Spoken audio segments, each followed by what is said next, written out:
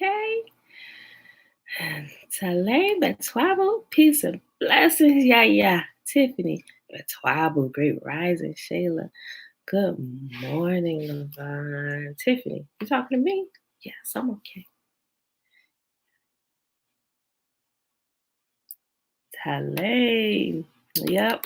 It'll do it to you.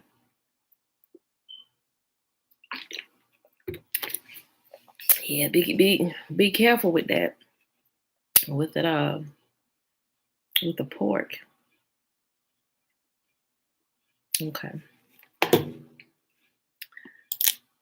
All right, y'all. Happy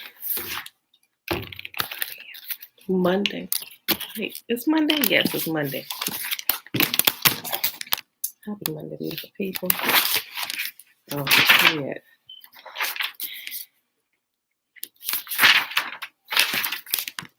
J page. I'm gonna put the page in my hand. 378. Okay.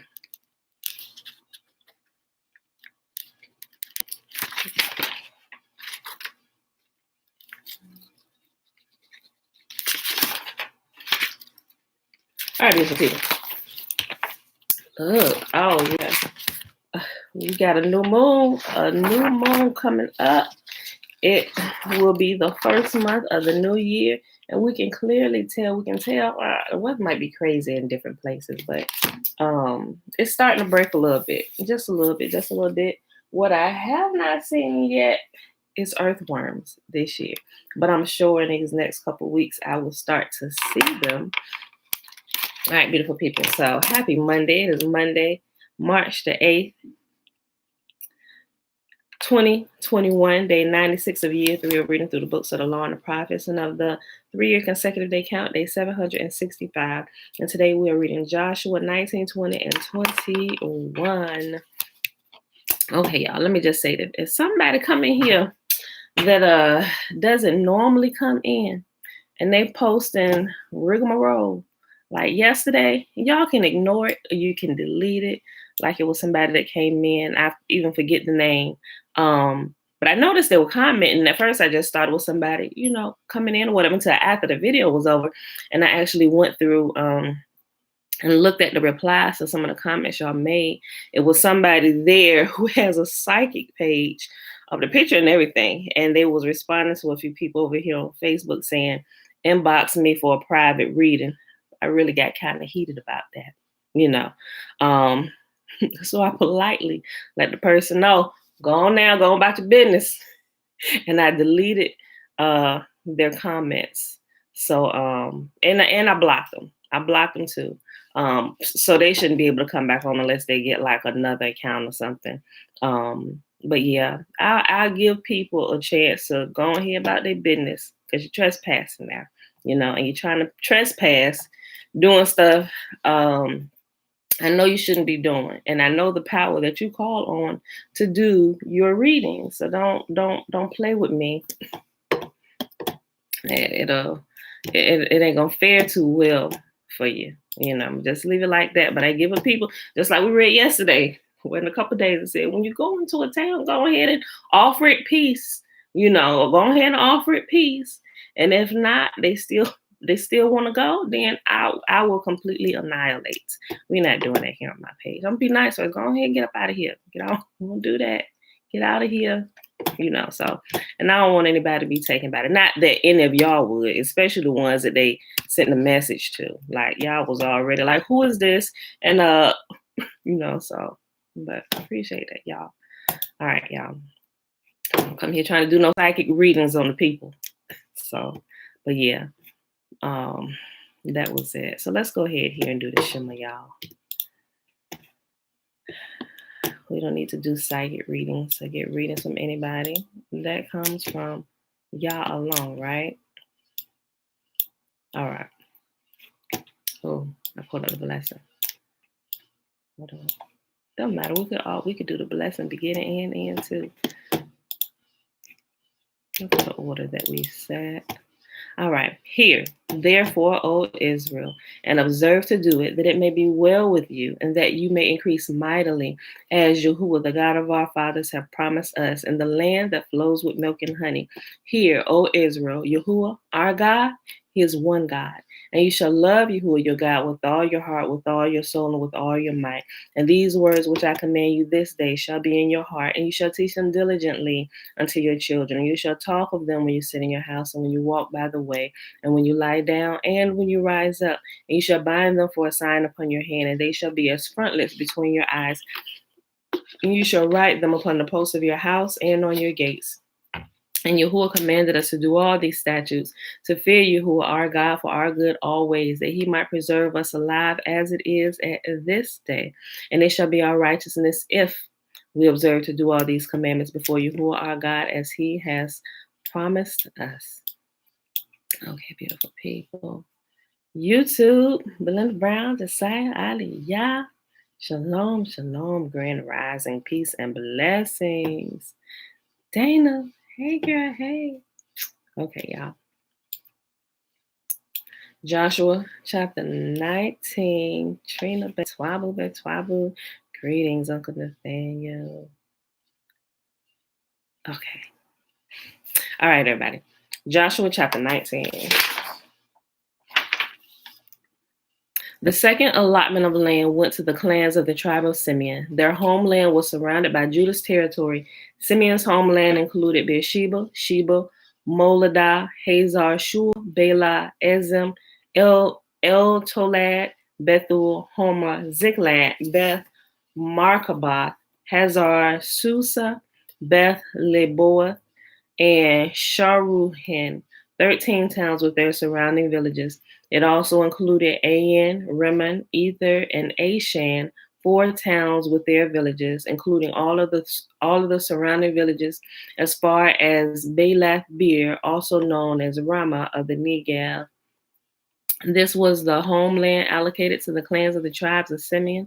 Their allocation of land came from what part had been given to Judah because Judah's territory was too large for them. So the tribe of Simeon received an allocation within the territory of Judah. The third allotment of land went to the clans of the tribe of Zebulun. The boundary of Zebulun's homeland started at Sered. From there, it went west, going past Marlah, touching the Bishah, and proceeding to the brook east of Jokneam. In the other direction, the boundary went east from Sered to the border of Kisloth Tabor, and from there to Daberath up to Japhia. Then it continued east to Gepher, Kazan, and Rimmon, and turned toward Nia. The northern boundary of Zebulun passed Hanathon and ended at the valley of Iftael.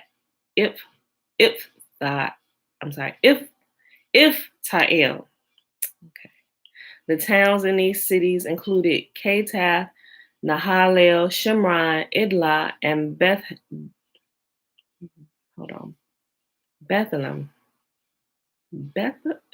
Bethlehem. I'm sorry. Guys, these names are screwing me up this morning. Bethlehem. I don't know why I couldn't pronounce that. 12 towns with their surrounding villages. The homeland allocated to the clans of the tribe of Zebulun included these towns and their surrounding villages. The fourth allotment of land went to the clans of the tribes of Issachar. Its boundaries included the following towns: Jezreel, Kesuloth, Shunem, sorry y'all, Hafarim, Cheyenne, Anaharath, Rabbith, Kishon, Ebez, Remeth, En Ganim, En Haddah, and Beth Pazez. The boundary also touched Tabor, Shah Hazuma, and Beth Shemesh, ending at the Jordan River. 16 towns with their surrounding villages. The homeland allocated to the clan of the tribes of Issachar included these towns and their surrounding villages. The fifth allotment of land went to the clans of the tribe of Asher. Its boundaries included these towns: Helkath, Hali, Betan, Akshaph, Alamelech, Amad, and Mishal. The boundary on the west touched Carmel and Shihor Libnath. Then it turned east toward Beth Dagon and ran as far as Zebulun in the valley of Iftahel, going north to Beth Emek and Neiel. It then continued north to Kabul, Abdon, Rehob, Hammon, Cana, and as far as Greater Sidon. Then the boundary turned toward Ramah and the fortress of Tyre, where it turned toward Hosah and came to the Mediterranean Sea. The territory also included Mehebel, Akzib, Umah, Aphek, and Rehob, 22 towns with their surrounding villages. The homeland allocated to the clans of the tribes of Asher included these towns and their surrounding villages. The sixth allotment of land went to the clans of the tribe of Naphtali. Its boundary ran from Heleph, from the oak at Zananim, and extended across the Adami Nekeb, Jabneel, as far as Lakum, ending at the Jordan River. The western boundary ran past Asnath Tabor, then to Hukok, and touched the border of Zebulun in the south, the border of Asher on the west, and the Jordan River on the east. The fortified towns included this territory were Ziddim, Zer, Hamath, Rekath, Kinnereth, Adamah, Ramah, Hazor, Kadesh, Adri, En-Hazar, Yiron, Migdal El, Horem, Beth Anath, and Beth Shemesh, 19 towns and their surrounding villages. The homeland allocated to the clans of the tribe of Naphtali included these towns and their surrounding villages. Bear with me, y'all. James Brown. The seventh allotment of land went to the clans of the tribe of Dan.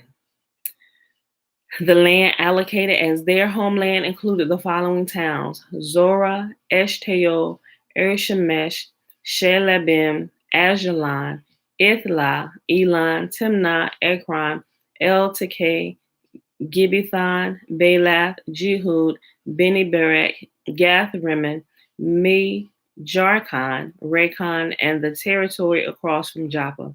But the tribe of Dan had trouble taking possession of their land, so they attacked the town of Laish. They captured it, slaughtered its people, and settled there. They renamed the town Dan after their ancestor. The homeland allocated to the clans of the tribe of Dan included these towns and their surrounding villages. After all the land was divided among the tribes, the Israelites gave a piece of land to Joshua as his allocation. For Yahuwah had said he could have any town he wanted. He chose Timnath Serah in the hill country of Ephraim. He rebuilt the town and lived there. These are the territories that Eleazar the priest, Joshua son of Nun, and the tribal leaders allocated as grants of land to the tribes of Israel by casting sacred lots in the presence of Yahuwah at the entrance of the tabernacle at Shiloh. So the divisions of the land was completed. All right, Joshua chapter 20. What a day yesterday. Yahuwah said to Joshua, "Now tell the Israelites to designate the cities of refuge as I instructed Moses. Anyone who kills another person accidentally and unintentionally can run to one of these cities. They will be places of refuge from relatives seeking revenge for the person who was killed. Upon reaching one of these cities, the one who caused the death will appear before the elders at the city gate and present his case. They must allow him to enter the city and give him a place to live among them. If the relatives of the victim come to avenge the killing, the leaders must not release the slayer to them, for he killed the other person unintentionally and without previous hostility. But the slayer must stay in that city and be tried by the local assembly, which will render a judgment. He must continue to live in that city until the death of the high priest who was in office at the time of the accident. After that, he is free to return to his own home in the town from which he fled."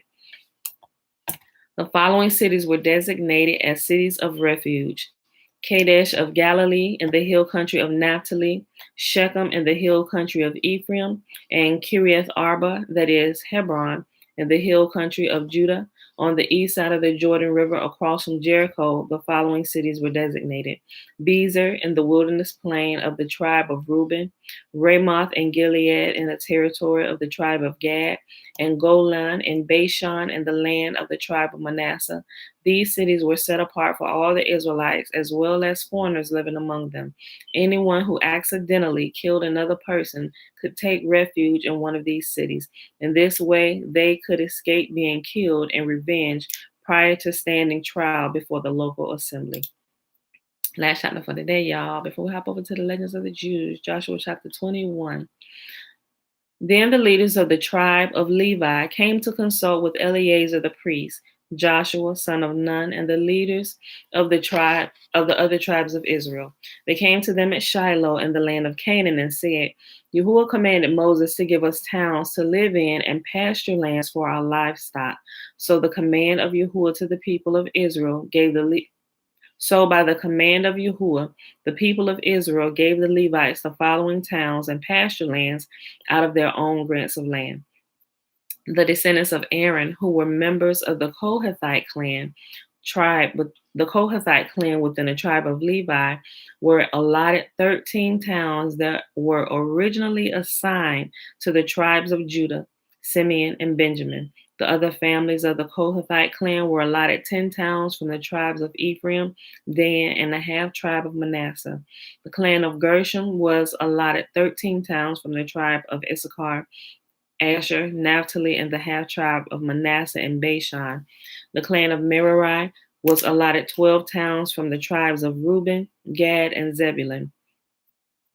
So the Israelites obeyed Yahuwah's command to Moses and assigned these towns and pasture lands to the Levites by casting sacred lots. The Israelites gave the following towns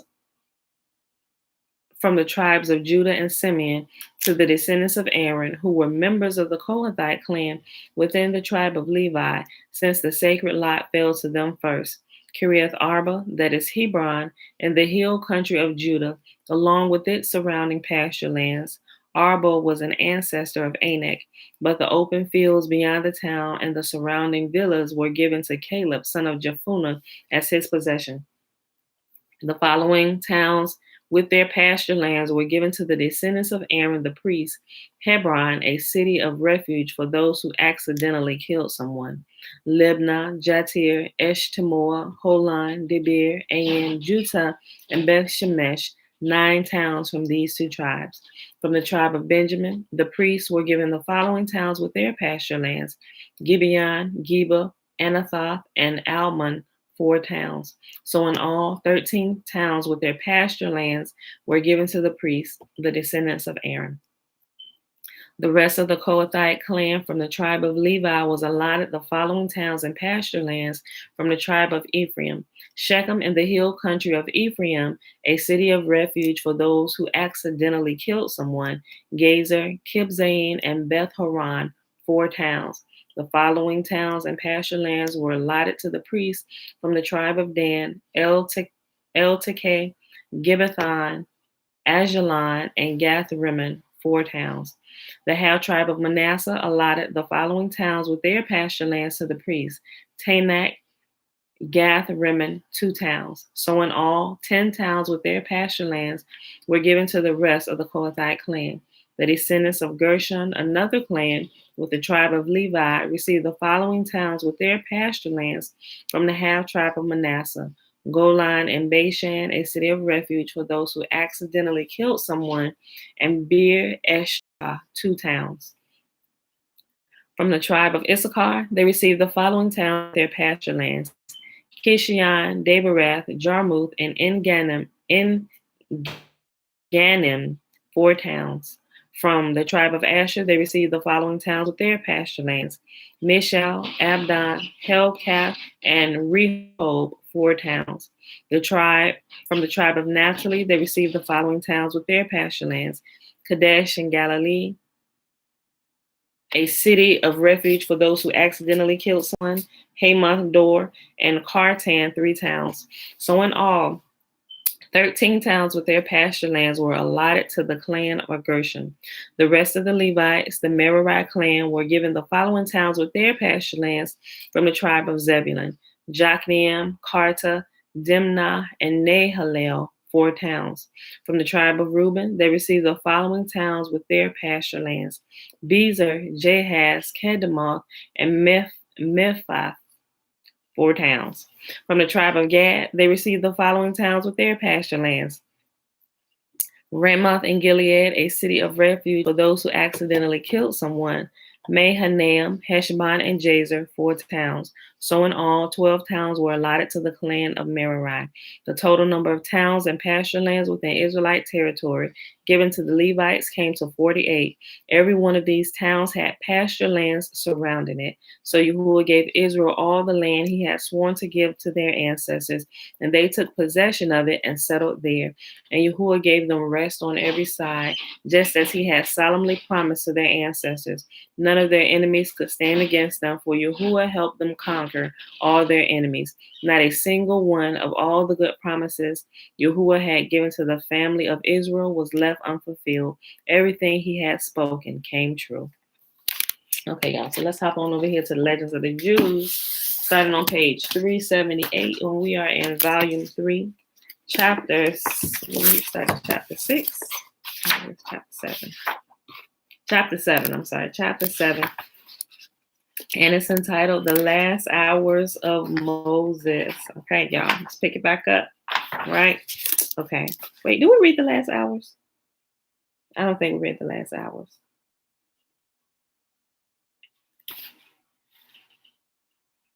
Okay, no, I contemplated reading, but we stopped with this right here. Okay, y'all. Just this. Okay. I know we're at the part Moses don't want to go. Yahuwah start to count down the hours. Moses, you got 6 hours left. What? Oh, Lord of the world. Look, listen. Hold on. Let's just talk a little bit more. He said, no, I don't want to hear nothing else, Moses. You got 4 hours left, buddy. Okay. All right, y'all. All right. The last hours of Moses.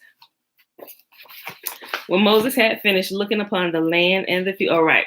Okay. So remember, he kept throwing out, he said, okay, well, do this. Okay, well, at least chop me up and toss me over in the land and revive me so I can see. He said, Moses, no, that still causing me to break my vow. He even said, turn me into a fish, let my hair be scales, and let me kind of just jump over in the water over until, no, Moses, you're still causing me to break my vow. Now, that seems like me still breaking my vow, Moses. I'm not going to break it, right? So he said, okay, well, at least let me look, right? So clearly we only got in the canonized version of scriptures that we didn't hear about none of this clearly. It was just like Moses their last long walk and had his last meal and just yes, Father, your wish is my command. I'm going to lay down my life. Moses was fighting tooth and nail. He didn't want to go, right? So these are all the details. Okay. When Moses had finished looking upon the land and the future, he was 1 hour nearer to death. A voice sounded from heaven and said, make no fruitless endeavors to live.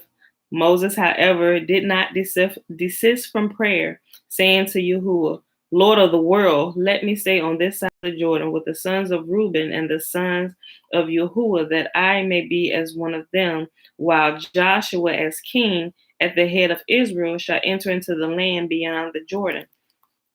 Yahuwah replied, dost thou wish me to make as naught the words in the Torah that read, 3 times in a year all thy males shall appear before Yahuwah?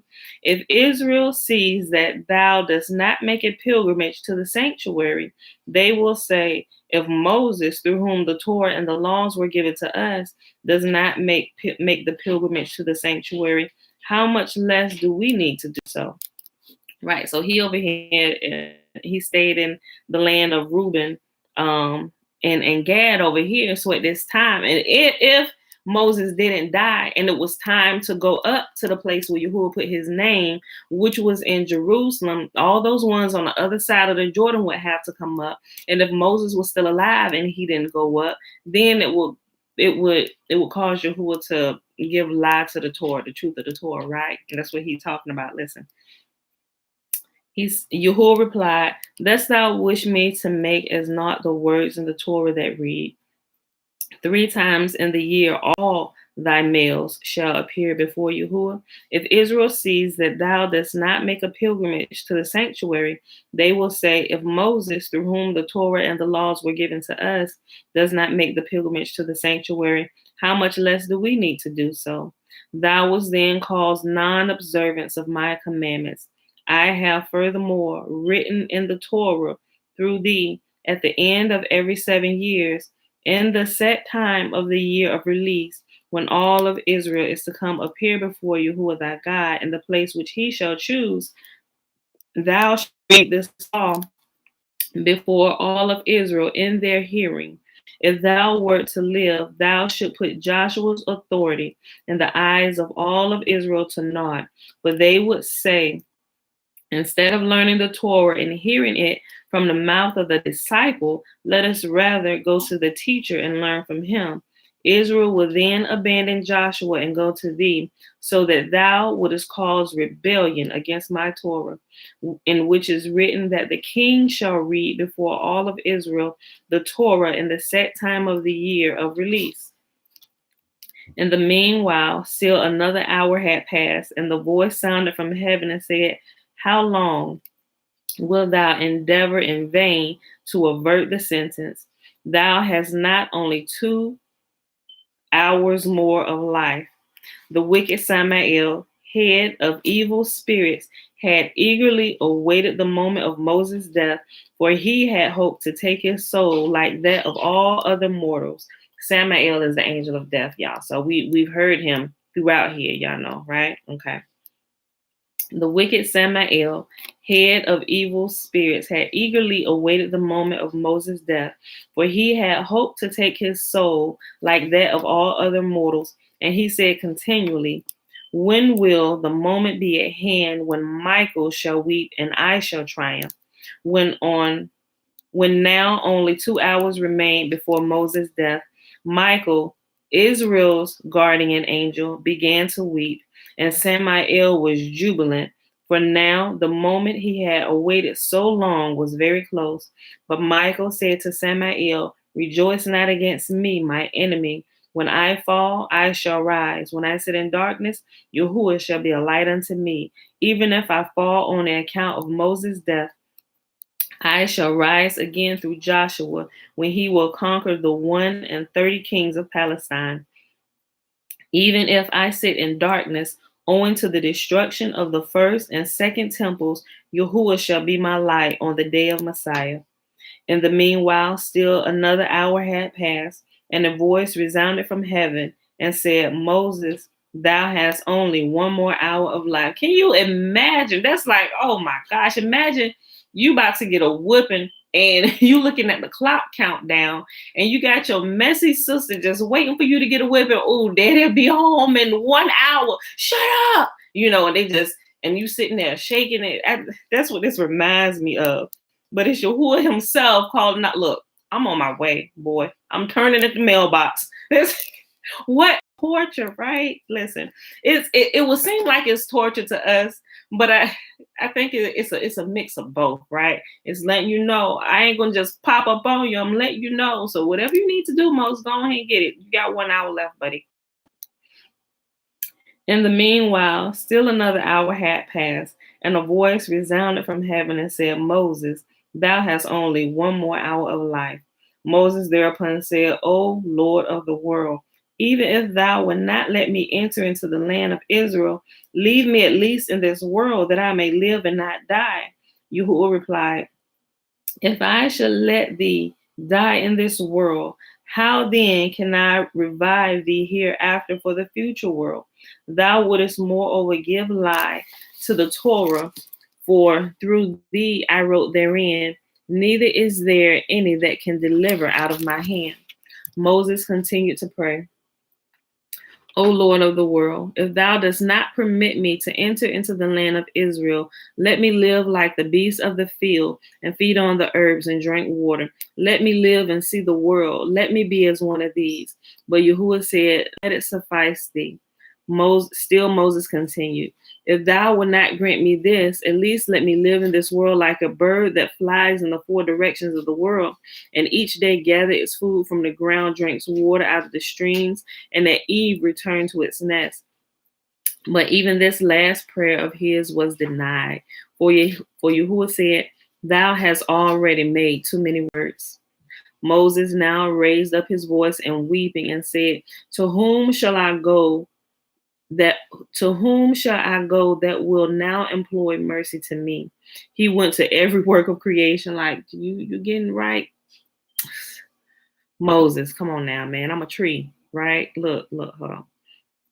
He went to every work of creation and said, Implore mercy for me. But all replied, We cannot even implore mercy for ourselves, for Yahuwah hath made everything beautiful in its time. But afterwards, all go unto one place.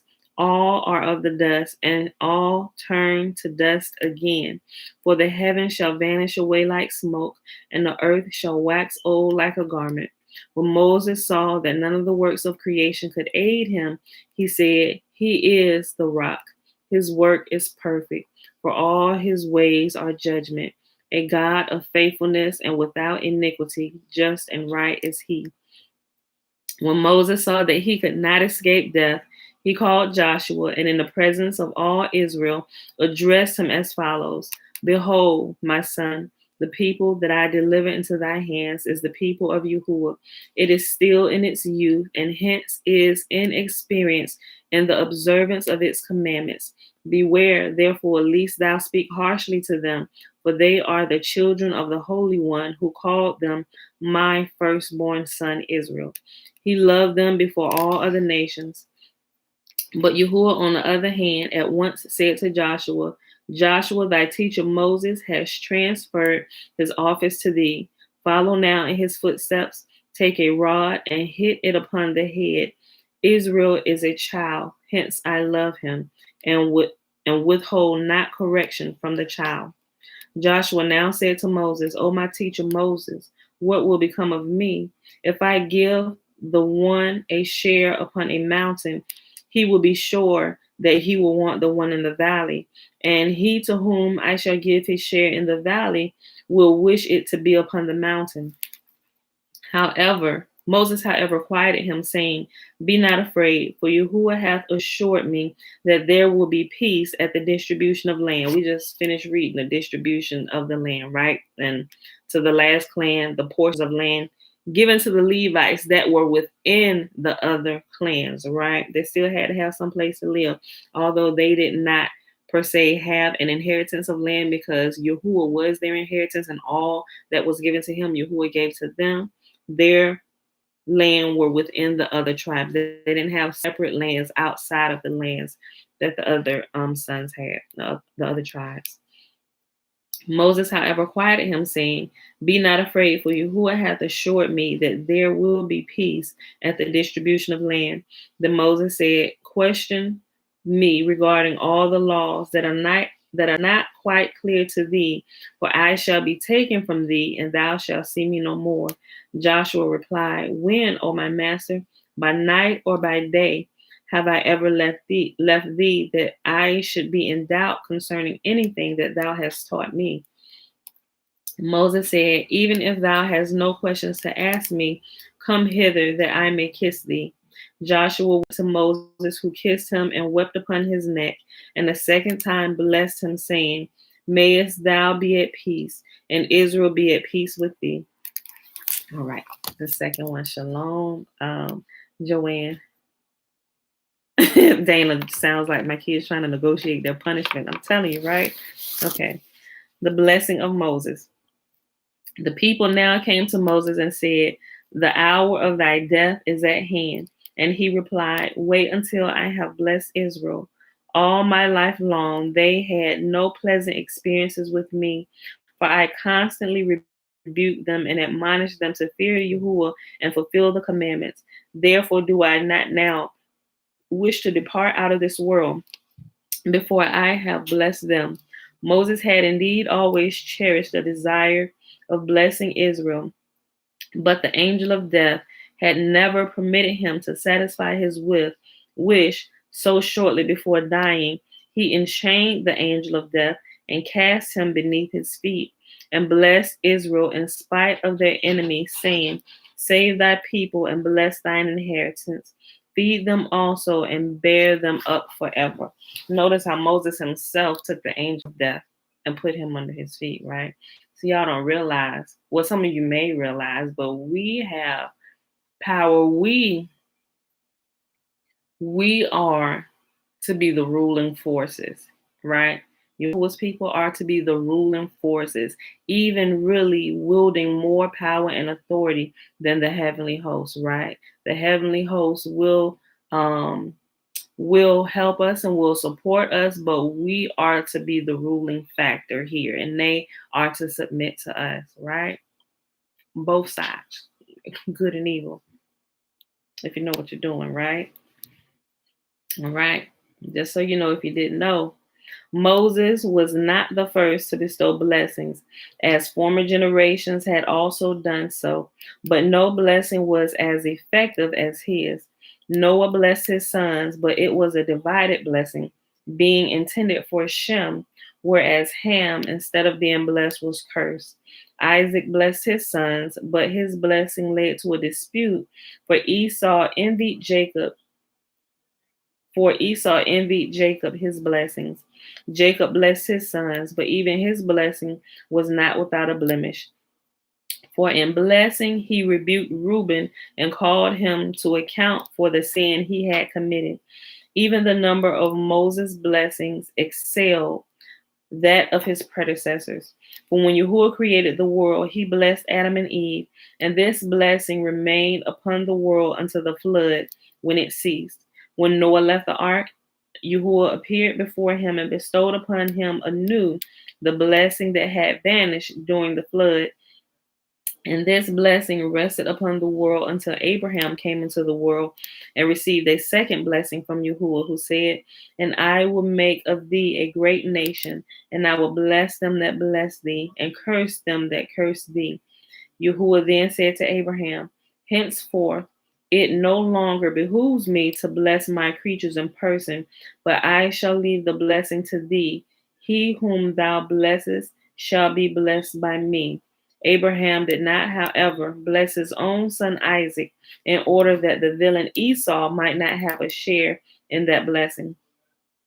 Jacob, however, received not only two blessings from his father, but one other besides from the angel with whom he wrestled, and one from Yahuwah, and the blessing also that had been Abraham's to bestow upon his house went to Jacob. When Jacob blessed his sons, he passed on to them the 5 blessings he had received and added one other. Balaam should have really blessed Israel with 7 benedictions corresponding to the 7 altars he had erected, but he envied Israel greatly and blessed them with only 3 blessings. Yahuwah thereupon said, Thou villain that begrudgest Israel their blessings, I shall not permit thee to bestow upon Israel all the blessings that are their due. Moses, who had been a benevolent eye, shall bless Israel. And so too it came to pass. Moses added a 7th blessing to the 6 benedictions with which Jacob had blessed his 12 sons. This was not, however, the first time that Moses blessed the people. He blessed them at the erection of the tabernacle, then at its consecration, a 3rd time at the installation of the judges, and a 4th time on the day of his death. After bestowing his blessing upon Israel, however, Moses intoned a song in Yahuwah's praise, for it is fitting to glorify Yahuwah's name before asking a favor of him. And as Moses was about to ask Yahuwah to bless Israel, he first proclaimed his grandeur and his majesty. He said, When Yahuwah first revealed himself to Israel to bestow the Torah upon them, he appeared to them not from one direction, but from all 4 at once. He came from Sinai, which is in the south, and rose from Seir unto them, that is, in the east. He shined forth from Mount Paran, that is in the north, and he came from the 10,000s of holy angels that dwell in the west. He proclaimed the Torah not only in the language of Sinai, that is Hebrew, but also in the tongue of Seir, that is Roman, as well as in Paran's speech, that is Arabic, and in the speech of Kadesh, that is Aramaic, where he offered the Torah not to Israel alone, but to all the nations of the earth. These, however, did not want to accept it, hence his wrath against them, and his especial love for Israel, who, despite their awed fear and trembling upon Yahuwah's appearance on Sinai, still accepted the Torah. Lord of the world, continued Moses, when Israel shall have been driven out of their land, be mindful still of the merits of their patriarchs and stand by them. Deliver them in thy mercy from the yoke of the nations and from death, and guide them in the future world as thou did lead them in the desert. At these words, Israel exclaimed, the Torah that Moses brought to us at the risk of his life is our bride, and no other nation may lay claim to it. Moses was our king when the 70 elders assembled, and in the future, the Messiah will be our king, surrounded by 7 shepherds, and he would gather together once more the scattered tribes of Israel.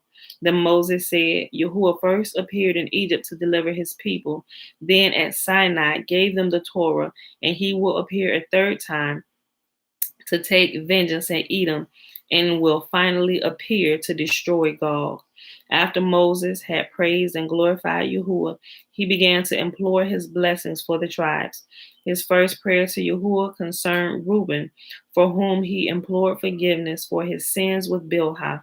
He said, may Reuben come to life again in the future world for his good deed in saving Joseph. And may he not remain forever dead on the account of his sin with Bilhah. May Reuben's descendants also be heroes in war and heroes in their knowledge of the Torah. May Yahuwah grant this prayer. Yahuwah granted this prayer and forgave Reuben's sin in accordance with the wish of the other tribes, who begged Yahuwah to grant forgiveness to their eldest brother. Moses at once perceived that Yahuwah had granted his prayer. For all the 12 stones and the high priest's breastplate began to gleam forth, whereas formerly Reuben's stone had given forth no light. When Moses saw that Yahuwah had forgiven Reuben's sin, he at once set about trying to obtain Yahuwah's pardon for Judah, saying, was it not Judah that through his penitent confession of the sin with his daughter-in-law Tamar induced Reuben to seek atonement and repentance? The sin for which Moses asked Yahuwah to forgive Judah was that he never redeemed his promise to bring Benjamin back to his father. The sin for which Moses asked Yahuwah to forgive Judah was that he had never redeemed his promise to bring Benjamin back to his father. Owing to this sin, his corpse fell to pieces, so that its bones rolled about in their coffin during the 40 years march in the desert. But as soon as Moses prayed to Yahuwah, saying, hear, Lord, the voice of Judah, the bones joined together once more, but the sin was not quite forgiven, but he was not yet admitted to the heavenly academy. Therefore Moses continued to pray, bring him in unto his people, and he was admitted. It did not indeed benefit him, for in punishment of his sin, Yahuwah brought it to pass that he could not follow the discussion of the scholars in heaven, much less take part in them, whereupon Moses prayed, let his hands be sufficient for him, and he no longer sat as one dumb in the heavenly academy. But still his sin was not quite forgiven, for Judah could not succeed in being victorious in the disputes of the learned. Hence Moses prayed, and thou shalt be a help against his adversaries. It was only then that Judah's sin was quite forgiven, and that he succeeded in disputes with his antagonists in the heavenly academy. As Moses prayed for Judah, so did he pray for his seed, and especially for David and the royal dynasty of David. He said, when David, king of Israel, shall be in need, he shall pray to thee, then hear his voice. Then shalt thou be a help against his adversaries. Bring him then back to his people in peace. And when alone he shall set out into battle against Goliath, let his hands be sufficient for him, and thou shalt be a help against his adversaries. Moses at the same time prayed to stand by the tribe of Judah, whose chief weapon in war was the bow, that their hands might be sufficient, that they might vigorously and with good aim speed the arrow. As Moses had never forgiven Simeon their sin with the daughters of Moab, he bestowed upon them no blessing, but this tribe was also not quite forgotten.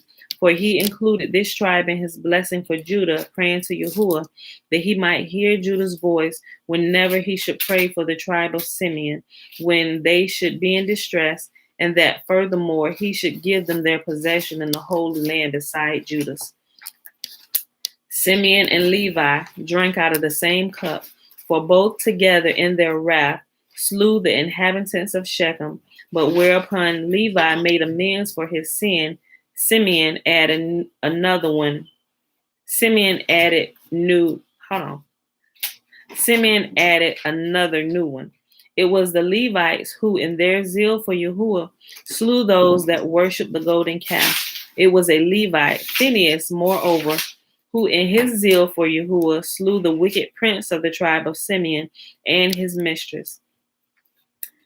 Hence Moses praised and blessed the tribe of Levi, whereas he did not even consider Simeon with a word. His first word referred to Aaron, prince of the tribe of Levi. He said, well may thy Urim and Thummim belong to Aaron, who ministered services of love to thy children, who stood every test that thou did put upon him, and who at the waters of rebellion became the victim of a wrong accusation.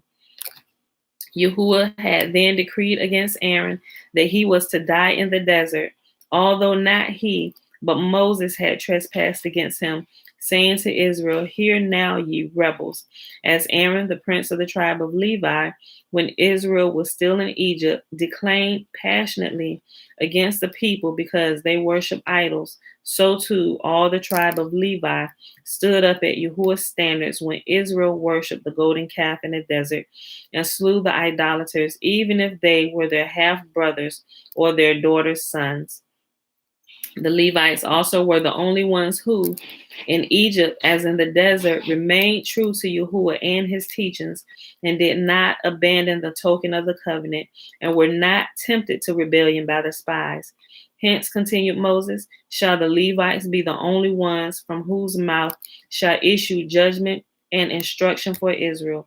They shall put incense in the Holy of Holies and whole burnt offering upon his altar.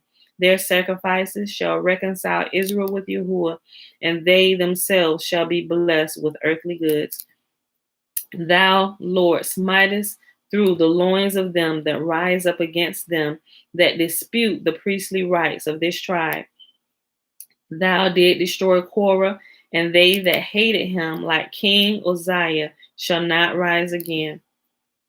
Bless Yahuwah, the substance of the Levites, who gave from the tithes that they received 1/10 to the priest. Mayest thou accept sacrifice from the hands of the priest Elijah upon Mount Carmel, smite the loins of his enemy Ahab, break the neck of the latter's false prophets, and may the enemies of the high priest of Johanan rise not again. Benjamin, said Moses, is the beloved of Yahuwah, whom he will always shield, and in whose possession the sanctuary shall stand, in this world as well as in the time of the Messiah and in the future world. Moses blessed Joseph's tribe with the blessing that their possession might be most fruitful and blessed land on the earth. Dew shall ever be there, and many wells spring up. It shall constantly be exposed to the gentle influences of the sun and the moon, that the fruits may ripen early.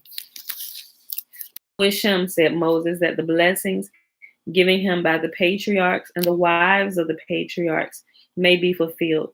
And so too it came to pass. For the land of the tribe of Joseph possessed everything, and nothing within was lacking. This was the reward to Joseph for having fulfilled the will of Yahuwah that was revealed to Moses in the bush of thorns, and also because, as king of Egypt, he treated his brothers with high honors, although they had thrust him from their midst. Moses furthermore blessed Joseph by promising him that, as he had been the first of Jacob's sons to come to Egypt, he was also to be the first one in the future world to appear in the Holy Land.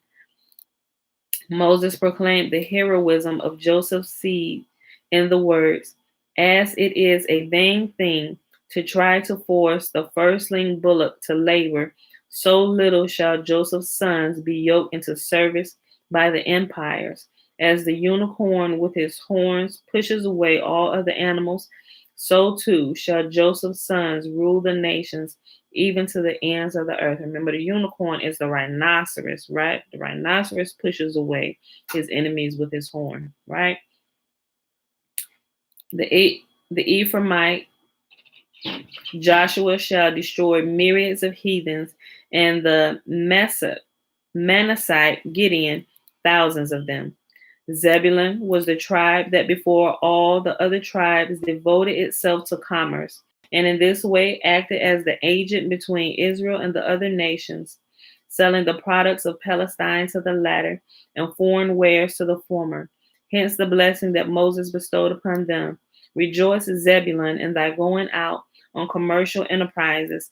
At thy incense shall many nations pray upon the sacred mountain of the temple and offer their sacrifices.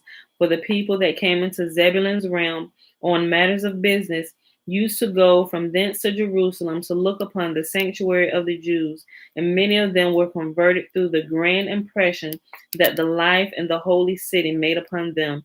Moses furthermore blessed this tribe by giving them an estate by the sea, which might yield them costly fish and the purple shell, and the sand whose shore might furnish the material for glass. The other tribes were therefore dependent upon Zebulun for these articles, but they could not obtain them from anyone else. For whosoever attempted to rob Zebulun of them was doomed to bad luck in business. It is the sea of Kepha, also within Zebulun's territory, where all the treasures of the ocean were brought to shore. For whenever a ship is wrecked at sea, the ocean sends it and its treasures to the sea of Kepha, where it is hoarded for the pious until judgment day. One other blessing of Zebulun was that it will always be victorious in battle, whereas the tribe of Issachar, closely bound up with it, was blessed by its distinction in the tents of learning. For Issachar was a tribe of scholars and of judges, wherefore Moses blessed them, saying that in the future time Israel's great house of instruction, as well as the great Sanhedrin, would be located in this tribe. The tribe of Gad, dwelling on the boundary of the land of Israel, received the benediction that in the future time it would be as strong in battle as it had been at the first conquest of Palestine, and would hereafter stand at the head of Israel on their return to the Holy Land, as it had done on their first entrance into the land. Moses praised this tribe for choosing its site on this side of the Jordan, because that place had been chosen to hold Moses' tomb. Moses indeed died on Mount Nebo, which is in Reuben's possession, but his body was taken from Nebo by the pinions of the Shekinah and brought into Gad's territory, a distance of 4 miles, amid the lamentations of the angels who said, "He shall enter into peace and rest in his bed." Dan, who like Gad had his territory on the boundary of the land, was also blessed with strength and might, that he might ward off the attacks of Israel's enemies. He was also blessed in receiving his territory in the Holy Land in 2 different sections of it. Naphtali's blessing read, "O Naphtali, satisfied with favor and full with blessing of Yahuwah, possess thou the west and the south." This blessing was verified, for the tribe of Naphtali had in its possession an abundance of fish and mushrooms, so that they could maintain themselves without much labor. And the valley of the Gennesaret, furthermore, was their possession, whose fruits were renowned for their extraordinary sweetness. But Naphtali was blessed not with material blessings only, but also with spiritual, for it was the great house of instruction at Tiberias, which Moses alluded to when he said of Naphtali, he is full with the blessings of Yahuwah. Moses called Asher the favorite of his brethren, for it was this tribe that in the years of release provided nourishment for all of Israel, as its soil was so productive that what grew of its own accord sufficed to sustain all. But Moses blessed Asher in particular with a land rich in olives, so that oil flowed in streams through Asher's land. Hence Moses blessed him with the words, "The treasures of all lands shall flow to thee, for the nations shall give thee gold and silver for thine oil." He blessed Asher moreover with many sons and with daughters that preserved the charms of youth in their old age. As Moses uttered 11 benedictions, so likewise did he compose 11 psalms, corresponding to the 11 tribes blessed by him. These psalms of Moses were later received into David's Psalter, where the psalms of Adam, Melchizedek, Abraham, Solomon, Asaph, and the three sons of Korah also found their place. Moses' first psalm says, "Thou turnest man to destruction, and says, Return, ye children of men, and forgive the forefather of the tribe of Reuben who sinned, but return again to Yahuwah." Another one of Moses' psalms reads, "He that dwelleth in the secret place of the Most High shall abide under the shadow of the Almighty." I know that psalm. That's Psalm 91, which corresponds to the tribe of Levi that dwelled in the sanctuary, the shadow of the Almighty. The tribe of Judah, whose name signifies praise Yahuwah, belongs the psalm, "It is good to give thanks unto Yahuwah." The psalm, "Yahuwah is apparelled with majesty," is Benjamin's, for the sanctuary stood in his possession. Hence, this psalm closes with the words, "Holiness becometh thine house, O Yah, forevermore." The psalm, "O Yah, thou God to whom vengeance belongeth, thou God whom vengeance belongeth, shine forth," was composed by Moses for the tribe of Gad. For Elijah, a member of this tribe, was to destroy the foundations of the heathens and to wreak upon them the vengeance of Yahuwah. To the tribe of learned men, Issachar goes the Psalm, "O come, let us sing unto Yahuwah, let us make a joyful noise to the rock of our salvation. For it is this tribe that occupy themselves with the Torah, the book of praise." All right, we're going to go to the next section. Moses prays for death. And I know that was long, but shucks, he had to bless all the tribes, right? Okay, Moses prays for death. Moses still had many other blessings for every single tribe, but when he perceived that this time had drawn to a close, he included them all in one blessing, saying, "Happy art thou, O Israel, who is like unto thee, a people saved by Yahuwah, the shield of thy help, and that is thy sword, and that is the sword of thy excellency." With these words, he at the same time answered the question that Israel had put to him, saying, "O tell us, our teacher Moses, what is the blessing that Yahuwah will bestow upon us in the future world?" He replied, "I cannot describe it to you, but all I can say is, happy ye that such is decreed for ye." Moses at the same time begged Yahuwah that in the future world he might restore to Israel the heavenly weapon he had taken from them after the worship of the golden calf. Yahuwah said, "I swear that I shall restore it to them." When Moses had finished his blessing, he asked Israel to forgive his sternness toward them, saying, "Ye have much to bear from me in regard to the fulfillment of Torah and its commandments, but forgive me now." For they replied, "Our teacher, our Lord, it is forgiven." It was not their turn to ask for his forgiveness. which they did in these words: We have often kindled thine anger, and have laid many burdens upon thee, but forgive us now. He said, It is forgiven. In the meanwhile, people came to him and said, The hour has come in which thou departest from the world. Moses said, Blessed be his name that liveth and endureth in all eternity. Turning to Israel, he then said, I pray ye, when ye shall have entered into the land of Israel, remember me still and my bones, and say, Woe to the son of Amram that ran before us like a horse, but whose bones remained in the desert. Jeez.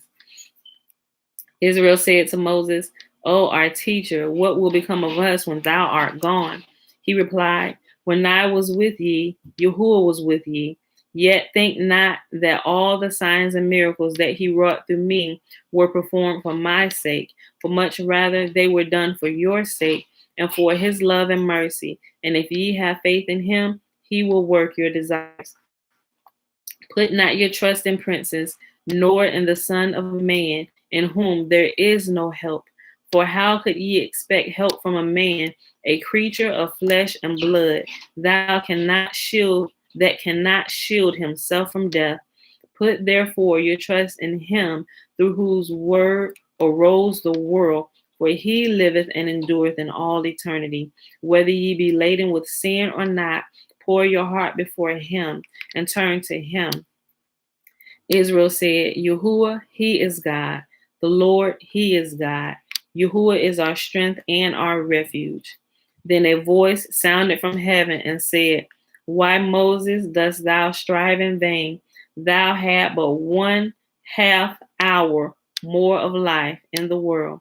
Moses, to whom Yahuwah had shown the reward of the pious in the future world, and the gates of salvation and of consolation that he would hereafter open to Israel, now said, Happy art thou, O Israel, who is like unto thee, a people saved by Yahuwah.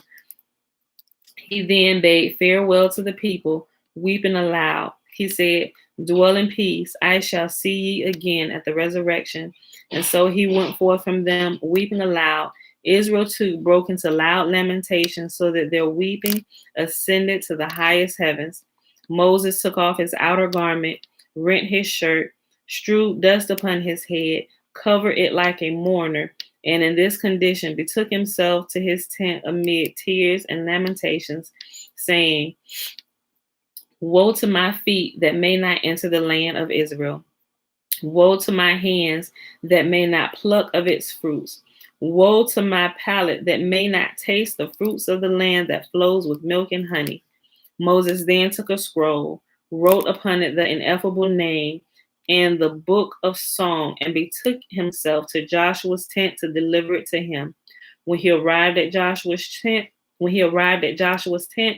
Joshua was seated, and Moses remained standing before him in a bowed attitude without being noticed by Joshua. For Yahuwah brought this to pass in order that Moses, on the account of this disrespectful treatment, might himself wish for death. For when Moses had prayed to Yahuwah to let him live, were it only as a private citizen, Yahuwah granted his prayer, saying to him, If thou hast no objection to subordinating thyself to Joshua, then mayest thou live. And in accordance with this agreement, Moses had betaken himself to hear Joshua's discourse. The people who had gathered as usual before Moses' tent to hear the word from him, the people who had gathered as usual before Moses' tent to hear from him the word of Yahuwah failed to find him there, and hearing that he had gone to Joshua, went there likewise, where they found Moses standing and Joshua seated. What art thou thinking of? They called out to Joshua. That thou art seated while thy teacher Moses stands before thee in a bowed attitude and with folded hands. In their anger and indignation against Joshua, they would instantly have slain him had not a cloud descended and interposed itself between the people and Joshua. When Joshua noticed that Moses stood before him, he instantly arose and cried in tears, "O my father and teacher Moses, that like a father did rear me from my youth and did instruct me in wisdom, why dost thou do such a thing as will bring upon me divine punishment?" The people now besought Moses as usual to instruct them in the Torah, but he replied, "I have no permission to do so." They did not, however, cease importuning him until a voice sounded from heaven and said, "Learn from Joshua." Like Yahuwah let him, he said, "Look, all right, Moses, you got a half hour left. I'm going to go ahead and let you see what it's going to be like if you were to stay here." Joy Risings, Alicia, yeah. Look, Joshua now, hold on, let me go back. I'm sorry. The people now besought Moses as usual to instruct them in the Torah, but he replied, "I have no permission to do so." They did not, however, cease importuning him until a voice sounded from heaven and said, "Learn from Joshua." The people now consented to acknowledge Joshua as their teacher and seated themselves before him to hear his discourse. Now, let me just bring out the super friggin' amazing fact that Yahuwah was just speaking from heaven, talking to all of them, right? Like nowadays, it's like, I can't hear. Is he talking to you? Is he talking to you? Well, I think he's talking to me. No, this was a normal day. Them actually hearing Yahuwah speak from heaven, right? Okay. The people now consented to acknowledge Joshua as their teacher and seated themselves before him to hear his discourse. Joshua now began his discourse with Moses sitting at his right and Aaron's sons Eleazar and Ithamar at his left. But hardly had Joshua begun to lecture with the words, "Praise be Yahuwah that taketh delight in the pious and their teachings," when the treasures of wisdom vanished from Moses and passed over into Joshua's possession, so that Moses was not even able to follow his disciple Joshua's discourse. Imagine that, right? All this wisdom that Moses had until this time, it was called what? The treasures of wisdom, right? All this time, Moses had that like in his possession. It was inside of Yahuwah had taken it from him and put it upon Joshua. So much so, it was so much. Imagine this. Imagine it. Imagine all of a sudden becoming dumb and can't understand anything. That's what just happened to Moses, right? This is what just happened to Moses. Listen to what he does. Yeah, listen to this. Hold on, look. But hardly had Joshua begun his lecture with the words, "Praise be Yahuwah that taketh delight in the pious and their teachings," when the treasures of wisdom vanished from Moses and passed over into Joshua's possession, so that Moses was not even able to follow his disciple Joshua's discourse. When Joshua had finished his lecture, Israel requested Moses to review with them what Joshua had taught, but he said, "I know not how to reply to your request." He probably sitting there, and you know how you forget something, like, wait a minute, I know that, hold on. And your eyes start going while your eyes go in a certain direction when you're trying to recollect things from your memory. Moses was like searching all the compartments of his memory, like, where did that go? Wait. And it said he knew not how to answer. He said, "I know not how to reply to your request." He began to expound Joshua's lecture to them, but could not, for he had not understood it. He now said to Yahuwah, "O Lord of the world, until now I wish for life, but now I long for death." Imagine being wise and then becoming dumb. Like, why else do I need to be here? I've been given everything that I needed to give to the people, and I can't even follow Joshua now. I don't know what this man is saying. It sounds heavenly, but I can't even understand it. Look, when Superman loses his powers and became weak, yeah, kind of like that.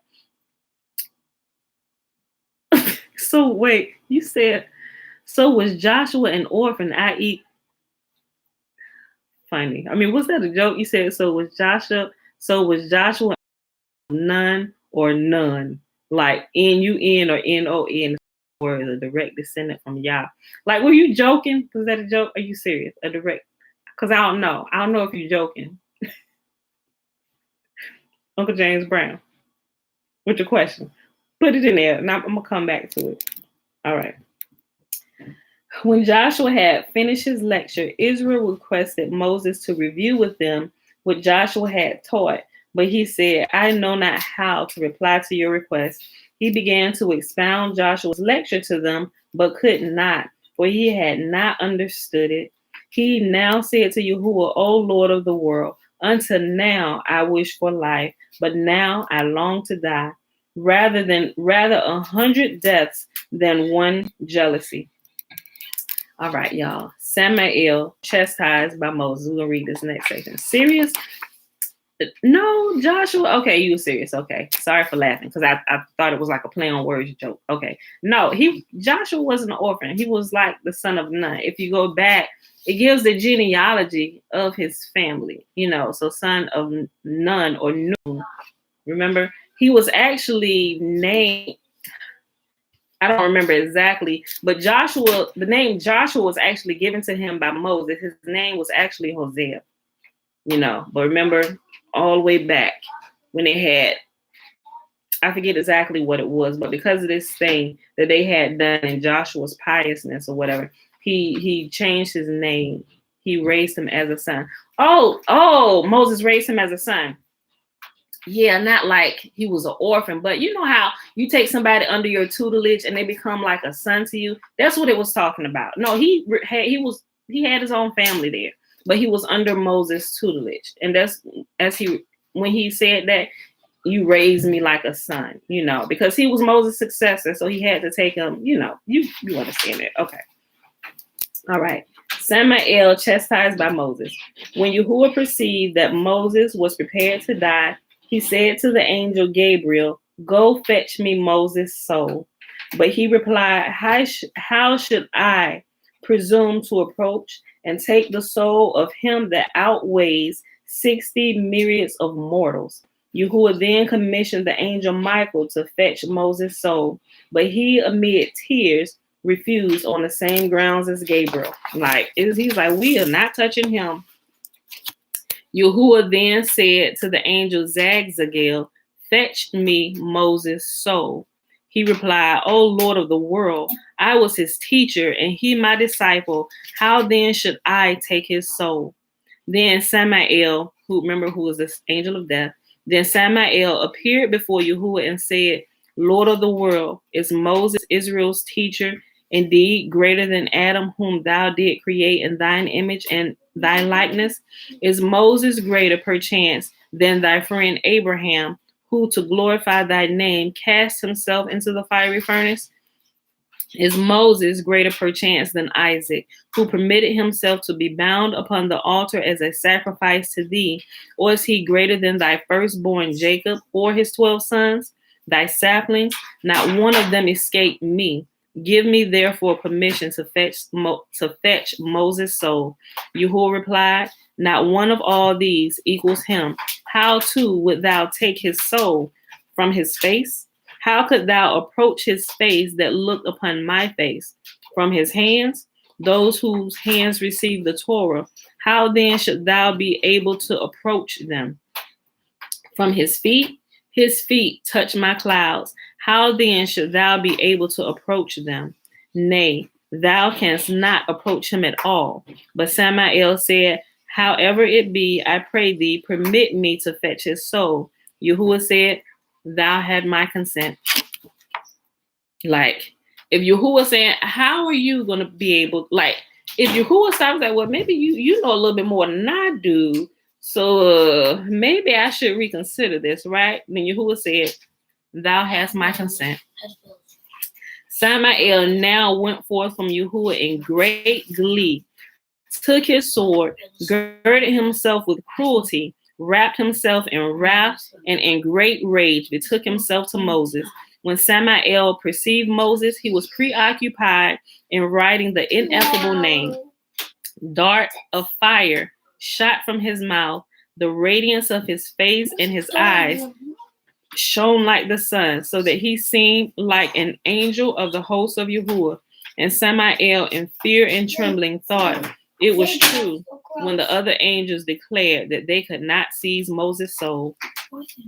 Moses, who had known that Samael would come even before his arrival, now lifted his eyes and looked upon Samael, whereupon Samael's eyes grew dim before the radiance of Moses' countenance. He fell upon his face and was seized with the woes of a woman giving birth, so that in his terror he could not open his mouth. Moses therefore addressed him, saying, Samael, Samael, there is no peace, saith my God to the wicked. Why dost thou stand before me? Get thee hence at once, or I shall cut off thy head. And this is Moses talking to the angel of death, Samael, right? In fear and trembling, Samael replied, Why art thou angry with me, my master? Give me thy soul, for thy time to depart the world is at hand. Moses, who sent thee to me? Samael, he that created the world and the souls. Moses, I will not give thee my soul. Samael, all souls since creation of the world were delivered into my hands. Moses, I am greater than all others that came into the world. I have had greater communion with the spirit of Yahuwah than thee and thou together. Samael, wherein lies thy preeminence? Moses, dost thou not know that I am the son of Amram, that came circumcised out of my mother's womb, that at the age of 3 days not only walked, but even talked with my parents, that took no milk from my mother until she received her pay from Pharaoh's daughter? When I was 3 months old, my wisdom was so great that I made prophecies and said, I shall hereafter from Yahuwah's right hand receive the Torah.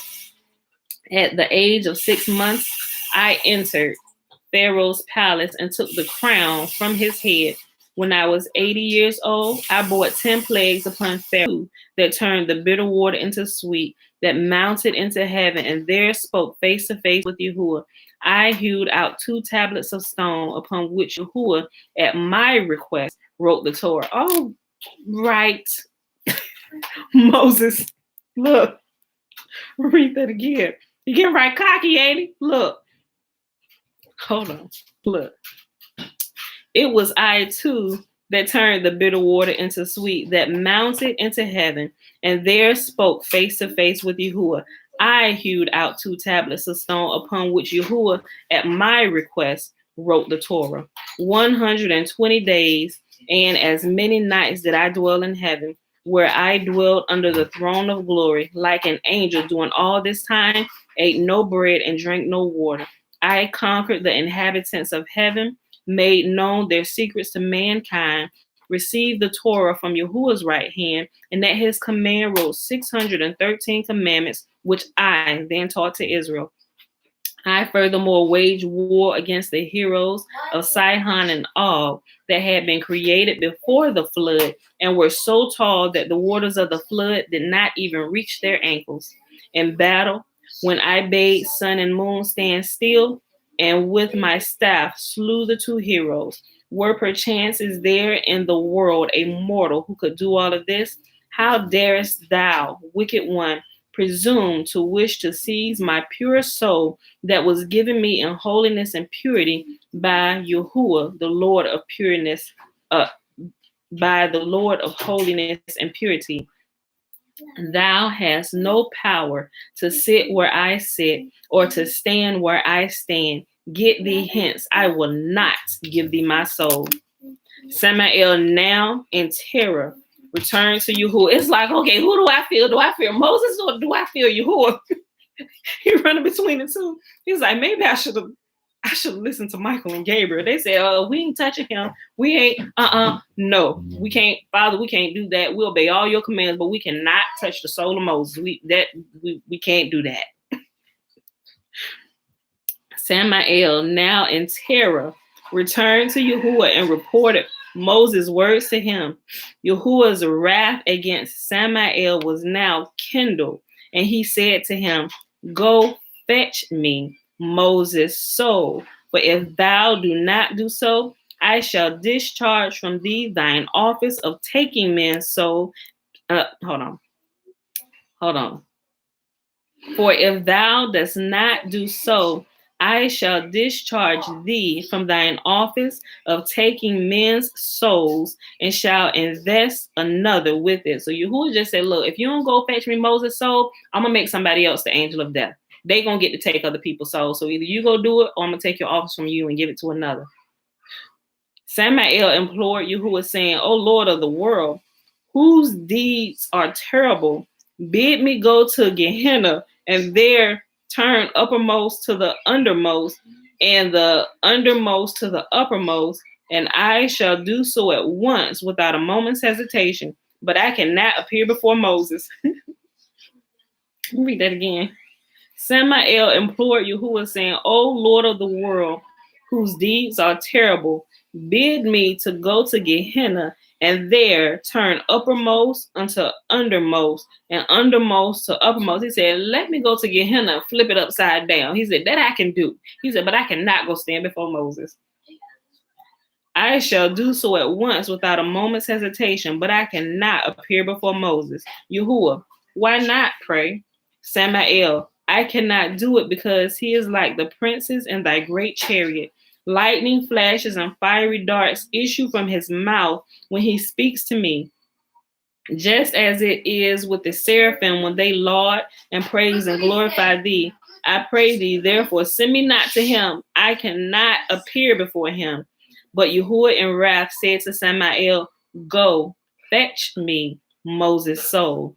And while he set about to execute Yahuwah's command, Yahuwah furthermore said, Wicked one, out of the fire of hell was thou created, and to the fire of hell shalt thou eventually return. First, in great joy did thou set out to kill Moses, but when thou perceived that his grandeur and his greatness, thou didst say, I cannot undertake anything against him. It is clear and manifest before me that thou wilt now return from him a second time in shame and humiliation.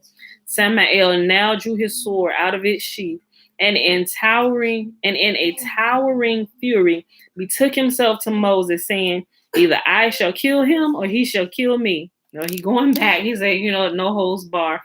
He had some dementia going on. Yeah, what a quagmire for the Malekis, huh? The Malakim. Look. Samael now drew his sword out of his sheath, and in a towering fury betook himself to Moses, saying, Either I shall kill him or he shall kill me. When Moses perceived him, he arose in anger, and with his staff in his hand, upon which was engraved the ineffable name, set about to drive Samael away. Samael fled in fear. Moses is chasing the angel of death. Samael fled in fear, but Moses pursued him, and when he reached him, he struck him with his staff, blinded him with the radiance of his face, and then let him run on, covered with shame and confusion.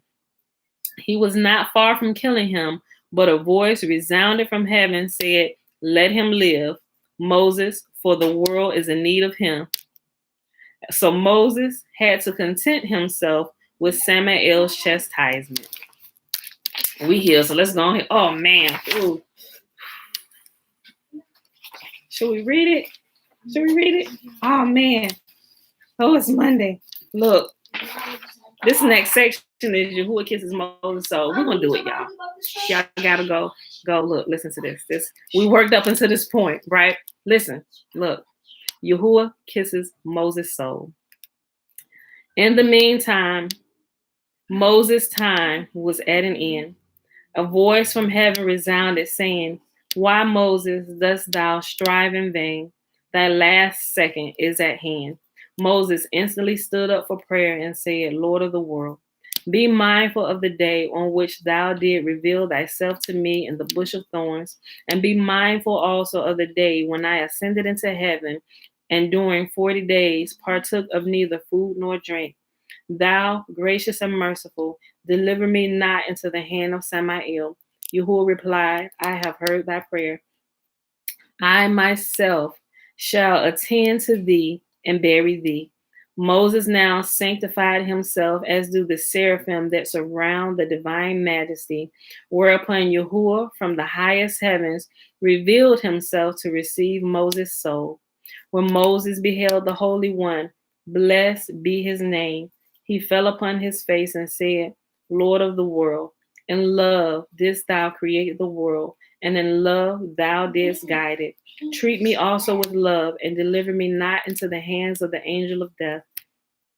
A heavenly voice sounded and said, Moses, be not afraid. Thy righteousness shall go before thee, and the glory of Yahuwah shall be thy reward. With Yahuwah descended from heaven three angels, Michael, Gabriel, and Zagzagel. Gabriel arranges Gabriel arranged Moses' couch. Michael spread upon it a purple garment, and Zagzagel laid down a woolen pillow. We heard this before, right? It's like the same process that happened with Aaron, right? They came, they prepared the couch he was about to lay on, the garments, and the listen, let's read that again. Listen. And remember, Zagzagel, if y'all don't remember, Zagzagel was the one who taught Moses a lot. Matter of fact, after Michael said he wasn't going to get his soul, Gabriel said he wasn't going to get his soul, Yahuwah turned to Zagzagel, the one who taught him. And as he went throughout the heavens, he said, Lord of the world, I was his teacher and he my disciple. How then should I take his soul, right? All three of these dudes showed up with the most holy, right? With Yahuwah descended from heaven three angels, Michael, Gabriel, and Zagzagel. Gabriel arranged Moses' couch. Michael spread upon it a purple garment, and Zagzagel laid down a woolen pillow. Yahuwah stationed himself over Moses' head, Michael to his right, Gabriel to his left, and Zagzagel at his feet, whereupon Yahuwah addressed Moses, Cross thy feet, and Moses did. He then said, Fold thy hands and lay them upon thy breast. Like this, right? I'm sure this is where we get this ceremony from. Right? Listen. Yahuwah stationed himself over Moses' head, Michael to his right, and Gabriel to his left, and Zagzagel to his feet, whereupon Yahuwah addressed Moses, Cross thy feet. And Moses did so. Then he said, Fold thy hands and lay them upon thy breast. And Moses did so. Then Yahuwah said, Close thine eyes. And Moses did so. Then Yahuwah spake to Moses' soul. Pay attention, y'all, because I mentioned this to y'all earlier on. Listen, remember, as I read this, us in relation to Yahuwah, we are female, even the men. But when he refers to us as she. When we refer to him, we refer to him as he, right? There's a divine unity in it all. So listen to how he speaks to Moses' soul, not to his flesh, but to his soul inside of his flesh. Listen to this.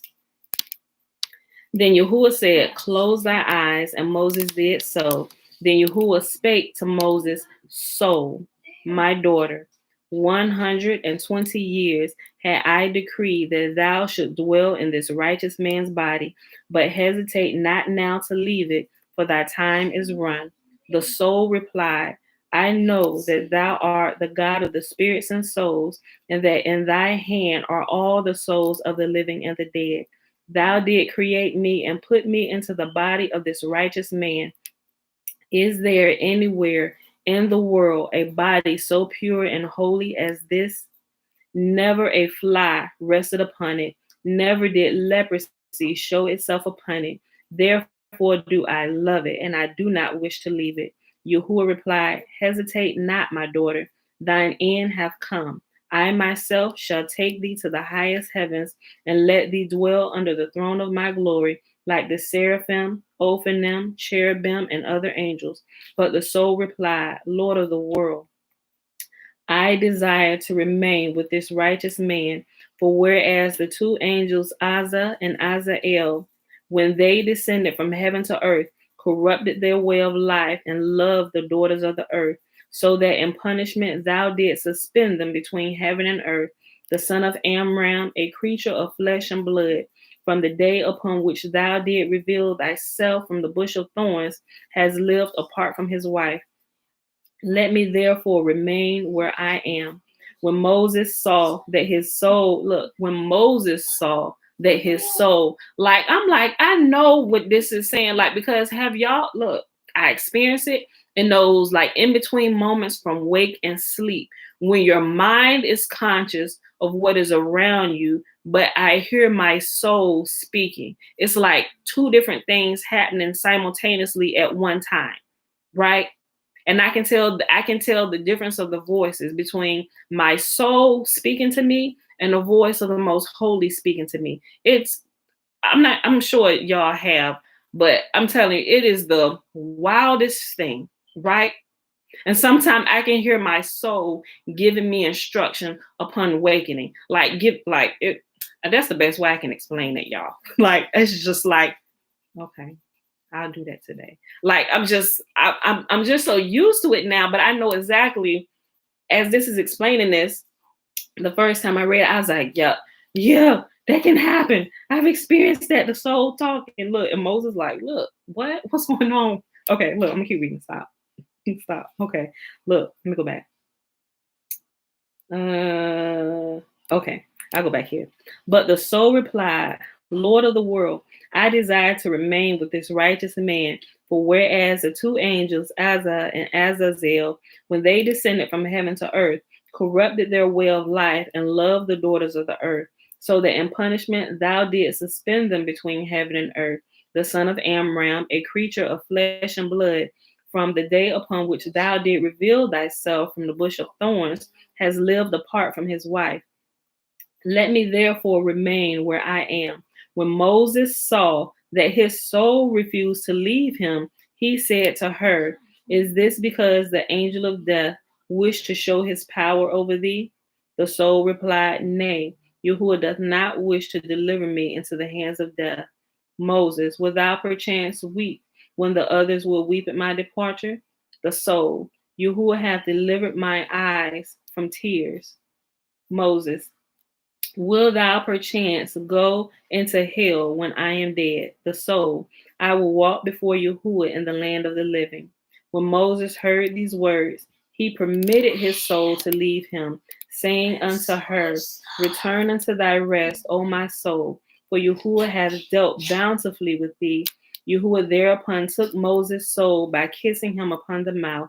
Moses' activity did not, however, cease with his death, for in heaven he is one of the servants of Yahuwah. Yahuwah buried Moses' body in a spot that remained unknown even unto Moses himself. Only this is to know concerning it, that a subterranean passage connects it with the graves of the patriarchs. Although Moses' body lies dead in its grave, it is still as fresh as when he was alive. And that, my beautiful people, is where we're going to stop today. And we're going to pick this back up tomorrow. Matter of fact, I think I might just reread this whole section right here tomorrow and go on with the portion of the mourning for Moses, right? Okay. So that was so good. I loved it so much. I don't know about y'all, but I loved it so much. Look, hold on. 3. Okay, y'all. So go read it again or listen to it again or whatever. I don't know. It's just all down to my sha-na-na, right? Look, it's so good. It's so good. Okay, y'all. It is Monday, March the 8th, 2021, day 96 of year 3 of reading through the books of the law and the prophets. Another 3-year consecutive day count, day 765. That is without the count of the feast days or the Sabbath day feast day. No, I'm sorry. Without the Sabbath days or the feast day Sabbath days added in. I know, like, I had to keep myself together. Shayla, while I was reading that, because I was like, I'm not gonna cry. I'm not gonna try. Just read this so the people can hear it. Okay. All right, y'all. We read Joshua 19, 20, and 21. We started on page 378 of Legends of the Jews, and we ended on page 385. Like I said, we're gonna reread that. I know for a certain we're gonna reread this tomorrow before we start this next section, just because it was so good and I love it so much, right? Okay. I know I keep saying that, but it's so sweet. It makes me, I don't know. It just does something to me, right? It's like, I don't know, even in reading some of these things, it's like, because sometimes as you're growing, it's like, well, how do I know this stuff to be truth? But the personal supernatural experiences I myself have had, it like gives me hope and it strengthens me, and I keep carrying on. It's like, that is true. I've personally experienced this. I was like, there is something to this. Like, we all got to figure this out, right? We got to figure this out. So, but yeah, sometimes I find myself, it's like, man, is this all fantasy? It's like, do we? And it's when I get to those moments, it's like I had to stop, I had to ground myself, and I had to start at the beginning. Father, if nothing else is real, I know you exist. I said, there's something greater than me.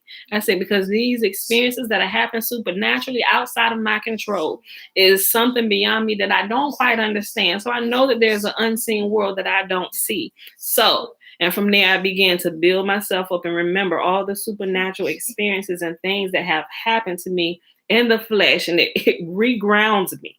And then I'm like, okay, pull myself together. Let's keep going, because sometimes you got those moments of doubt, or somebody come ask you something that really stumps you. Like, well, shoot, I ain't never thought about that, but I don't know, Father.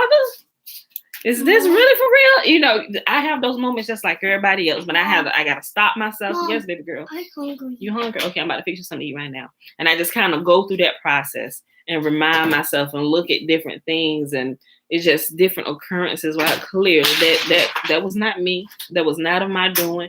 That was something outside of me, and it's just, and I just keep moving. All right, y'all. So we'll go ahead and do the blessing. We're already at an hour and 36 minutes today. The blessing is found in Numbers chapter 6, verses 22 through 27. Remember, the first 21 verses is the Nazarite vow. And Yahuwah spake unto Moses, saying, Speak unto Aaron and unto his sons, saying, On this wise ye shall bless the children of Israel, saying unto them, May Yahuwah bless us to keep us. May Yahuwah make his face to shine upon us and be gracious unto us. May Yahuwah lift up his countenance upon us and give us his peace. And they shall put my name upon the children of Israel, and I will bless them. Okay, beautiful people. So I'm going to check real quick. All right. Okay. No questions. Okay. We got some comments. Let me read these comments real quick. Okay. Mom.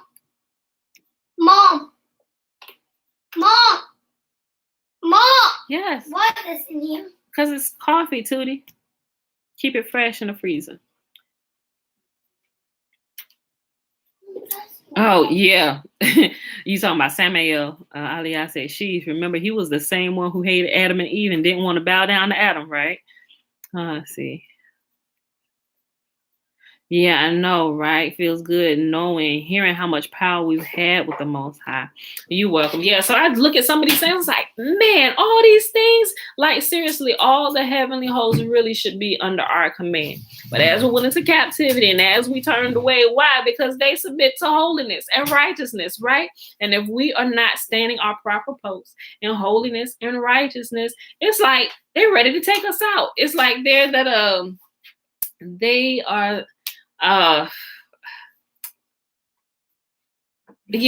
it's like they're that foolproof measure. But because of Yahuwah's loving kindness for us, like all of Israel should have been annihilated, like completely. Many generations ago, we should have been completely taken out. But if Yahuwah takes us out, the world just completely ends. He said, because he will turn it back to utter chaos. Because everybody else then refused his Torah. But it's Abraham, who the prayers of the patriarchs and his promise to them that kind of keeps us alive here, breathing on the earth, right? Because he said he's going to fulfill his promise to his friend Abraham, right? And as we return to his laws, his statutes, and commands, he's able to pour out all those blessings that he promised to give us, right? That's our key to staying here above ground and experiencing the supernatural things that really should be like natural occurrences to us. Not that we should take them for granted or become so comfortable with them, but we should literally be walking through this place and people are like, oh, look, you You know who they are. Don't you mess with them good folk over there. Go on about your business. That people should be carrying on with life. And when the world has an issue, they should be able to spot one of the sons of God, the sons of y'all walking here upon the earth. They should be able to run up to one of us, knowing that remember, we're the priests of all the nations. Levi is the priest within the tribes, but all the tribes, we're the priests to the nations, right? We are the light set upon the hill. When everybody would come to us and we go to the most holy and blessings flow out that way, right? And he has given us authority to kind of have we can do some things, we can say some things, we can decree some things, and we can cause some things to happen, right? You who had, just like in the military, like you have like you have different ranks, and the different ranks have different authorities. Like if you're here, you have this authority, you don't really have to go to your superior. Hey, can I do this? No, your position gives you the authority to act on your own best judgment on what to do for this situation. Now, if it's something you can't quite figure out, we need to go up a level, then that's how we do it. But at each level, wherever we're at, Yahuwah has given us authority. And a lot of times we really don't need to ask to use stuff.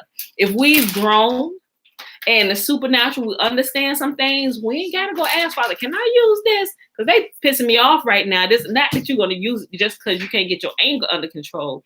But if there's injustice being waged down here, if we understand our power and we're walking according to purity, because some of these ancient scrolls, I keep reading, it says like, don't try to use this if you're living an impure life, right? Everything must be operated under purity. Even that's one of the constant reminding things that I find. Girl, give me that. I'm trying to open this. Hold on. She didn't want to pull the knife out the block. No, look. Okay. Yeah. You need that. Okay, there you go. Take that.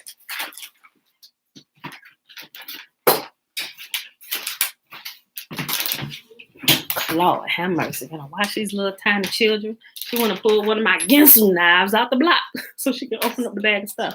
Hold on. Okay, yeah, but we should be able to just, if we understand our authority and what level of authority we have, we can just operate and do it. Like I said, the book of Razia, that's like a common theme that flows all the way through. And it even talks about, like, guys, listen, all of nature and everything really is under our control. Like we really can manipulate. If we're walking pure and holy lives, we can cause changes to happen within the weather. Now, I'll be practicing some of this, right? Like before I even knew this, when I was younger, I've always had this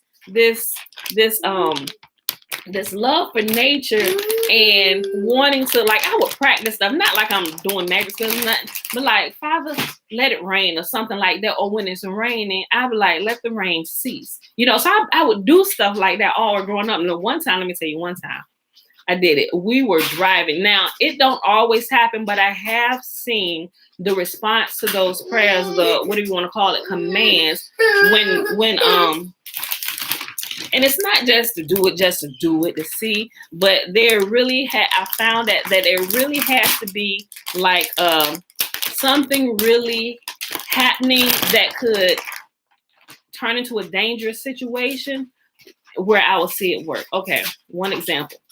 I was with the kids and we were coming back from across the water one day. I was like, let me go ahead and get back over here because it was about to start thunderstorming really bad, and I didn't want to be stuck across the water, and I didn't want to wait it out. So I was like, no, I think I was looking for my sister's house. I'm like, all right, Alicia, we gone. You know, so, but in the midst of coming back, taking about 45 minutes to get from my house to my sister's house. She lives in Newport News. We live over in Chesapeake, right? So it was we didn't even, by the time we got to the tunnel, it was already like bad, you know. Before, it was like right before we got to the tunnel, it was like bad.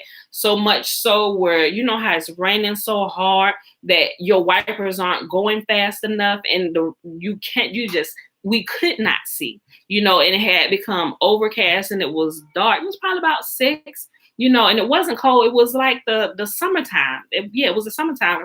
I can remember seeing what we had on. We didn't have on jackets. Jeremiah had on shorts. Yeah, it was like the summertime, but really bad thunderstorm, right? And we could not see, and we were on the expressway. You know, cars were slowing down and stuff. And it's like, oh, clearly you slow down when it's raining that hard. But even with slowing down, it was just like, man. And so it was just coming down, coming down, coming down, coming down. I was like, okay, we just gonna have to like slow down. Nobody was coming to a complete stop. There were cars that were kind of like pulling off to the side of the road and everything. But I was like, we just gonna keep moving slow so we go ahead and get home. I don't want to be stuck up here, especially not behind this tunnel or whatever, right? So as we were driving, it's just coming down and the thunder, it started getting loud. I'm like, this seems unnatural. And Bella started getting scared and she started crying, And so now she crying and the boys in the back seat, was crazy, right? So my 6-year-old and my 8-year-old, they still kind of have this habit of sucking their thumb, right? And so they back there and they all, I'm like, y'all, calm down. It's nothing but a thunderstorm. So we got Joshua, and they weren't to say they was like an 8. No, they was probably like 2 ages.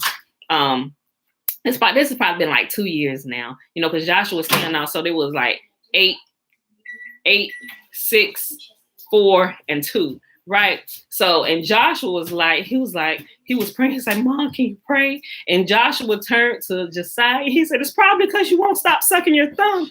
And I started hollering, laughing. And so when he said that, I kind of, because we was already going a little bit slow, and I just kind of turned my head around a little bit. He said, it's probably because you won't stop sucking your thumb. Stop sucking your thumb. And the look of terror that came over Josiah's face when he pulled his thumb out of his mouth, I said, boy, it's not thunderstorming because you won't stop sucking your thumb. I said, Joshua, stop it. And I said, Father, first of all, it's getting ridiculous inside this truck. I said, and I need this rain to stop so we can get home safe, because there were some cars that weren't slowing down and they were speeding up. I'm like, what in the world? And to me, it was becoming a dangerous situation on the expressway, because you got knuckleheads that's flying when the rain is coming down. It's hard. You got cars that are slowing down and some are coming to a complete stop on the side of the road, and the water is just coming. I'm like, yeah, this is getting kind of dangerous. So I said, Father, we need this to calm down or completely stop until we get home. Within 2 minutes, the rain completely stopped. Jeremiah said, what the just happened? I said, Yahuwah, here's my prayers. I said, you better watch your mouth, boy. Let's get home for this rain pick back up. So as we started pulling into the driveway, the rain started picking up. We got into the house. Man. So that's happened a few times where Jeremiah has been there. So Jeremiah, he'd be like, Mom, say one of your prayers. I'm like, boy, you can pray just like I can pray. I said, but you have to realize, Jeremiah, these prayers happen if there's truly a real sense of danger happening. It's just not, ooh, let me show you what I can do and the power that you will get. That's abuse of power. Remember, we talked about that yesterday. Those with the concealed carry, you're required now to carry. You're required now because you have these powers or this authority. You are now being held at a higher level of accountability, and you don't just go out here telling I got my concealed carry license. Y'all wish somebody would walk up on me. First of all, it's concealed carry for a reason. Nobody should know that you have it, right? And you shouldn't be ready to use it as a first resort for everything. Especially if you haven't got your anger under control, you probably just shouldn't have it, because you're gonna probably end up getting yourself in trouble and end up getting into some criminal trouble, right? Because you foolish, right? So just because we have these and we have the ability to do these things and command the elements, we shouldn't be like, oh, let me show you what I can do and come over here if everything will. No. We don't go looking for trouble, but when trouble shows up, we know how to handle it, right? And that's the whole thing, especially about the supernatural things that we know and that we learn and that are at our disposal if we're wise, if we're responsible, and we live a life of purity. Why? Because a pure life will cause the elements to submit to you. A pure life will cause the elements to submit to the sons of God, to the sons of Yah, to the sons and daughters of Yah. And a lot of us are not operating on that level because we refuse to clean up our life, right? So I must urge you, I implore you, live pure and holy lives. Be upright, decent, standing people. right? And so if a time should happen to come where you need the elements to bend for you, they will gladly bend for you so that you and your household will be saved. All right? So that's it for today, beautiful people. That's it. I see y'all back here bright and early in the morning, 7:15 a.m. Eastern Standard Time. All right. Love y'all. We out of here. Peace.